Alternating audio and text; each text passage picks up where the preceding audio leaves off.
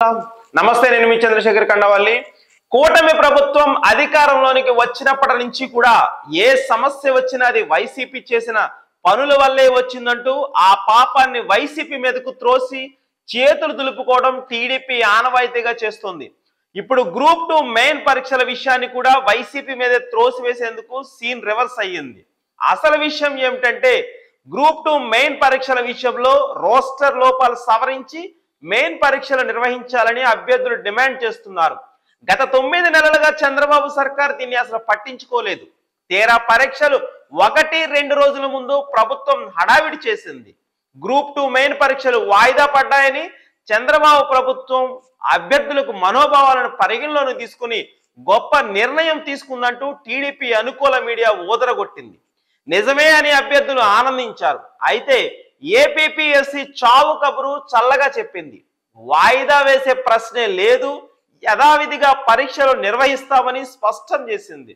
అంతేకాదు, తప్పుడు ప్రచారం చేస్తే చట్ట ప్రకారం చర్యలు తీసుకుంటామని కూడా హెచ్చరించింది. దీంతో విజయనగరం, విశాఖ, విజయవాడ, అనంతపురం రాష్ట్ర వ్యాప్తంగా విద్యార్థులు ఆందోళన చేపట్టారు.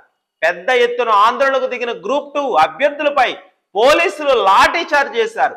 సీఎం చంద్రబాబుకు వ్యతిరేకంగా నినాదాలు చేశారు. చంద్రబాబు ప్రభుత్వం నియమించిన ఏపీపీఎస్సీ చైర్మన్ అనురాధ సీఎం మాట వినలేదనే ప్రచారాన్ని ఎంత ముందుకు తీసుకెళ్లినా ఎవరు నమ్మడం లేదు. ఇదంతా డ్రామా అని అభ్యర్థులు కొట్టిపారేస్తున్నారు. గతంలో జగన్ ప్రభుత్వం గౌతమ్ సావాంగ్ ను ఏపీపీఎస్సీ చైర్మన్ నియమించింది. కూటమి సర్కార్ కొలువు తీరగానే ఆయనను భయపెట్టి రాజీనామా చేయించారనే ప్రచారం ఉంది. ఈ ప్రభుత్వం ఏరికోరి మరి అనురాధను ఏపీపీఎస్సీ చైర్మన్ గా నియమించింది. అలాంటి వ్యక్తి చంద్రబాబు ఆదేశిస్తే కాదన్నారంటే నమ్మగలరా?